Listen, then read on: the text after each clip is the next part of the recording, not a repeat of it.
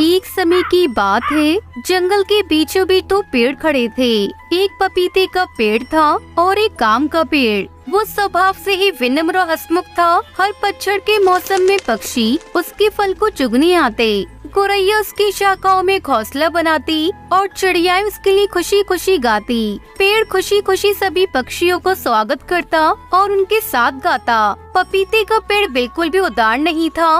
वो हमेशा अपने रूप का बहुत ख्याल रखता था। वो बहुत अधिक अभिमानी था कि वो ज्यादा ऊंचा है और ज्यादा हरा भरा भी। उसने कभी भी किसी पक्षी को अपने ऊपर बैठने नहीं दिया। तुम्हें किस बात का इतना घमंड है? हर एक वृक्ष की अपनी छाया होती है। सच? तो फिर उन्हें मेरी छाया में बैठने की क्या जरूरत है? जानते हो क्यों? क्योंकि हर वृक्ष की मेरे जैसी बढ़िया छाया नहीं होती। मुझसे बात करने का कोई फायदा नहीं। दफा हो जाओ। वहाँ उस आम के पेड़ पे जाओ। तुम सब मेरे बालों के स्टाइल को बिगाड़ रहे हो। तब तक आप लोग कमेंट में बताएं 70 - 35 कितने होते हैं? तुम्हारे बाल है ही कहाँ? ठीक है, फिर तुम मेरे पत्तों के स्टाइल को गड़बड़ा रहे हो। क्या तुम खुश हो? चलो भी पपीते, वो केवल घोंसला बनाना चाहते हैं। तुम कभी खुद पर पंछियों को बैठने नहीं देते हो। वो बहुत ही सुंदर हैं और वो बहुत ही सुरीले गीत गाते हैं। हाँ, उबाओ गीत। अब सुनो, मैं किसी को अपने पत्तों के नजदीक नहीं आने दे रहा हूँ। वो मेरी सुंदर टहनियों को बिगाड़ देंगे। तुम उन्हें अपने ऊपर बैठने दो। तुम मेरे से नाटे हो और तुम वैसे भी कुछ खास नहीं लगते।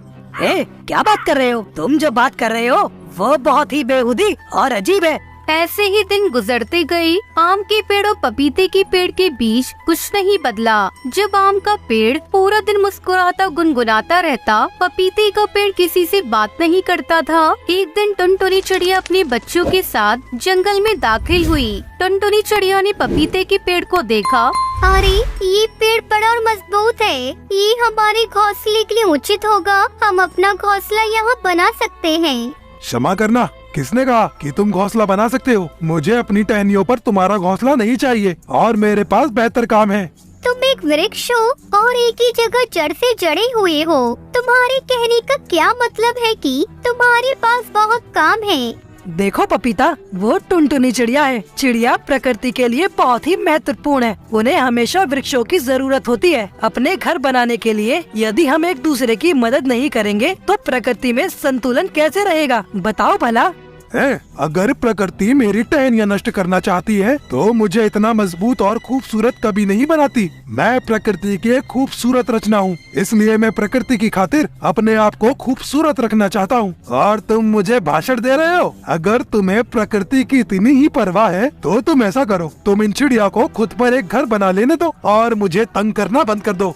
आम के पेड़ को पपीते के पेड़ के इन शब्दों से बहुत ठेस पहुंची। उसने टुनटुनी चिड़िया को पुकारा और उनसे कहा कि पपीते के बजाय वो उसकी टहनियों पर घोंसला बना ले। अरे, तुम कितने दयालु हो आम। हमें अपना घोंसला बनाना यहाँ बहुत पसंद आएगा। और तुम्हारे पास से कितनी मीठी खुशबू आ रही है। ओह, धन्यवाद मेरी टुनटुनी, मैं बहुत खुश हुआ। टुनटुनी ने अपना घोंसला आम के पेड़ पर बनाया और शांति से वहाँ रहने लगी। आम के पेड़ को कोई विघ्न नहीं पड़ा उनके चहचहाने से, न ही उनके बच्चों के खेलने से। दूसरी ओर पपीते के पेड़ को जो कोई भी नजर आता वो उस पर चिल्लाता। तुम्हारी ये गपशप मुझे परेशान कर रही है। थोड़ा खामोश हो जाओ। तुम पक्षी इतने ज्यादा चहचहाते हो, क्या तुम्हारे लिए हमेशा गाना जरूरी है? कुछ सप्ताह बाद एक लकड़हारा जंगल में आया। उसे घर बनाने के लिए लकड़ी की जरूरत थी। उसने आम के पेड़ को देखा और उसे काटने का फैसला किया। जब उसने पास जाकर देखा, ये क्या है? एक मधुमक्खी का छत्ता और चिड़िया का घोंसला। मधुमक्खियाँ मुझे डंक मारेंगी और ये बेचारी चिड़िया भी बेघर हो जाएगी अगर मैं इस पेड़ को काटूंगा। चलो कोई और आम का पेड़ ढूंढता हूँ। लकड़हारा आगे गया और उसने पपीते का पेड़ देखा। ये पेड़ कितना ऊंचा है। चलो इसकी छाल की सबसे निचले हिस्से से शुरू करता हूँ।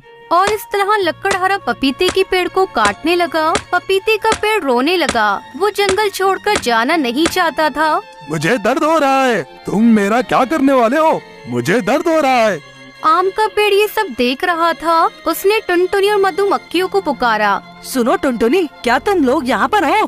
कहूँ मैंगो, क्या हुआ? पपीता मुसीबत में है, हमें उसकी मदद करनी चाहिए। अरे मैंगो, वो बस खुद के बारे में ही सोचता है। वो जंगल की हर चीज पर नाराज रहता है। हम उसकी क्यों मदद करें? उसी वजह से जैसे मैंने उसे तुम्हारी मदद करने के लिए कहा था। ये हमेशा खुद पर अभिमान ही करता रहता है।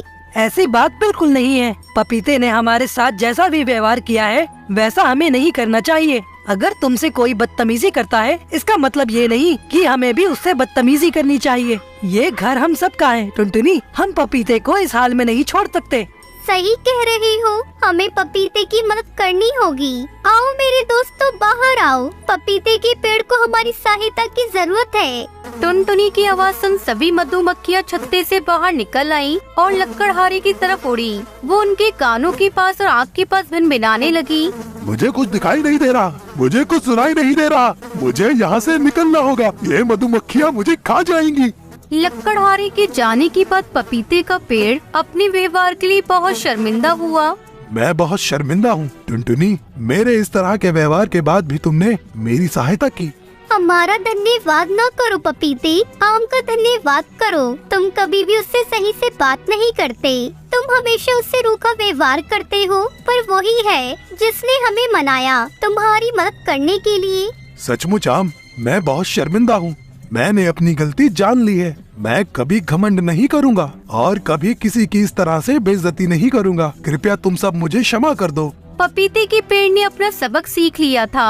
उस दिन के बाद से वो कभी चिल्लाया नहीं। उसने स्वयं पर चिड़ियों को घोंसला बनाने दिया। पपीते का पेड़ और आम का पेड़ अब सच्चे दोस्त बन चुके थे। टुनटुनी चिड़िया अपने पति कालू और अपनी सास के साथ एक घने जंगल में रहती थी। कालू एक बहुत ही शराबी कौवा था। वो जो भी कुछ कमा कर लाता सब नशे में उड़ा देता। बड़ी मुश्किल से घर चल रहा था। एक दिन कालू कौवे के पेट में दर्द उठा तो उसे लेकर अस्पताल गए। देखिए, कालू का लीवर खराब हो चुका है। अब उसे नहीं बचाया जा सकता। वो कुछ ही दिनों का मेहमान है। ये सुनकर टुनटुनी और उसकी सास दोनों रोने लगी, पर क्या कर सकती थी। कालू ने शराब पी पी कर अपने शरीर को कमजोर कर लिया था। आखिर कुछ महीनों बाद वो मर गया तो घर में खाने के लाले पड़ गई। दोनों सास बहू घर घर भीख मांगने जाने लगी। कहीं से कुछ खाने को मिल जाता तो वही खाकर गुजारा करती। एक दिन दोनों एक बड़े घर के सामने भीख मांगने पहुंची तो उस घर की मालकिन उनके लिए रात का बचा कुचा खाना ले आई। अरे तुम दोनों तो बहुत ही कमजोर और बीमार लग रहे हो, क्या बात है? हमने पिछले 2 दिनों से अनाज का एक दाना भी नहीं खाया है। मेरे पति की मृत्यु के बाद आय का साधन बंद हो जाने के कारण हम दोनों सास बहू भीख मांगकर ही गुजारा कर रहे हैं। अच्छा, ये तो बहुत दुख की बात है। तुम दोनों रोज सुबह मेरे घर आ जाया करो। हमारे घर पर बासी खाना कोई नहीं खाता और ज्यादातर खाना बच ही जाता है। तुम लोगों को कम से कम भूखा तो नहीं रहना पड़ेगा। टुनटुनी और उसकी सास ये सुनकर बहुत खुश हुई। अब उन्हें कम से कम भूखा नहीं रहना पड़ेगा। दोनों रोज सुबह ही उस मकान मालकिन के घर के बाहर पहुंचकर पुकार लगाती और मकान मालकिन उन्हें रात का बचा खाना दे देती। धीरे धीरे दोनों बहुत ही स्वस्थ हो गई, साथ ही साथ आलसी भी हो गई। एक दिन टुनटुनी की सास कुछ बीमार थी। अरे टुनटुनी, मेरे सर और बदन में दर्द हो रहा है। ऐसा कर, आज तू बर्तन लेकर चली जा और मेरा खाना यहीं ले आ। ठीक है माँ जी।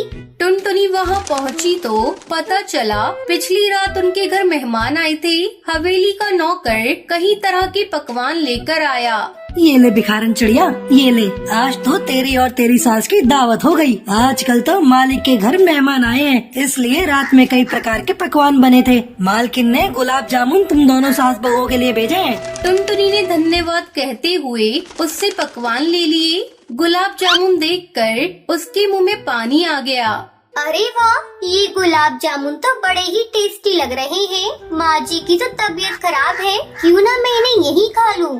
टुनटुनी ने दोनों गुलाब जामुन गपागप से मुंह में डाले और बाकी के पकवान लेकर अपने घर आ गई। टुनटुनी की सास तो इतने सारे पकवान देखकर खुश हो गई।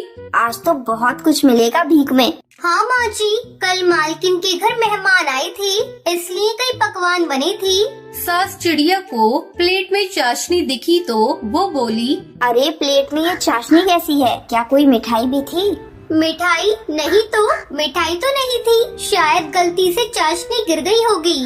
सास समझ गई कि टुनटुनी झूठ बोल रही है और वो इस बात से नाराज हो गई कि टुनटुनी ने अकेले ही सारी मिठाई खा ली। अगले दिन खाने के कारण टुनटुनी का पेट खराब हो गया, उसे उल्टी और दस्त हो रहे थे, इसलिए टुनटुनी की सास अकेले भीख मांगने चली गई। अरे वाह वाह वाह, लो आज तो बहुत खाना बच गया है। तुम दोनों 3 दिनों तक खाओगी तो भी खत्म नहीं होगा। मालकिन ने आज भी बहुत सारा खाने पीने का सामान दिया और उसमें 2 पीस रसमलाई भी रखी थी। रसमलाई देखकर तो सास के मुंह में पानी आ गया और वो सोचने लगी, अरे वाह, कल टुनटुनी ने अकेले अकेले रसगुल्ले खाए थे, आज मैं अगर अकेले अकेले रसमलाई खा लूं तो कोई हर्ज तो नहीं। इसे कहते हैं जैसे को तैसा।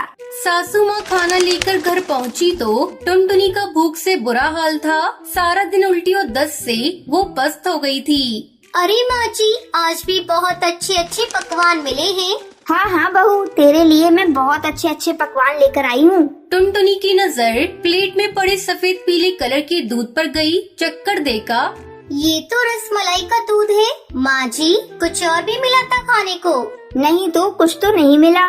झूठ मत बोलिए, मुझे लगता है आज रसमलाई मिली थी। नहीं बहू, रसमलाई तो नहीं मिली। जैसे तुझे कल रसगुल्ले नहीं मिले थे, वैसे मुझे भी रसमलाई नहीं मिली। अच्छा, तो आप मुझसे बदला ले रही हैं?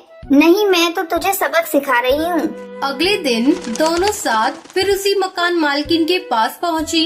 अरे तुम दोनों कब तक दूसरों के घर भीख मांगोगी? अगर खुद कुछ काम करो तो भोजन और धन दोनों का बंदोबस्त हो जाएगा। मुझे इस बुढ़ापे में कौन काम पर रखेगा? अरे बूढ़ी हो, अपाहिज नहीं। मालकिन की नौकरानी काम छोड़कर चली गई है, अच्छा मौका है। मालकिन तुम दोनों पर पहले से दयावान है, अगर कहो तो तुम्हें यही काम दिलवा दूं। झाड़ू पोछा बर्तन तो कर लोगी ना? हाँ हाँ, वो तो मैं कर लूंगी। मुझे खाना पकाना बहुत अच्छा आता है ना माँ जी? हाँ, मेरी बहू बहुत अच्छा खाना पकाती है। ठीक है, मैं दोनों के बारे में बात करूँगा और एक दिन तुम दोनों के काम का डेमो लिया जाएगा। मतलब मालकिन तुम्हारा काम देखेंगी, अगर पसंद आया तो तुम्हारी नौकरी पक्की। मालकिन ने अगले दिन ही उनसे घर की साफ सफाई कराई और खाना पकवाया। दोनों ने बहुत ही मेहनत से काम किया।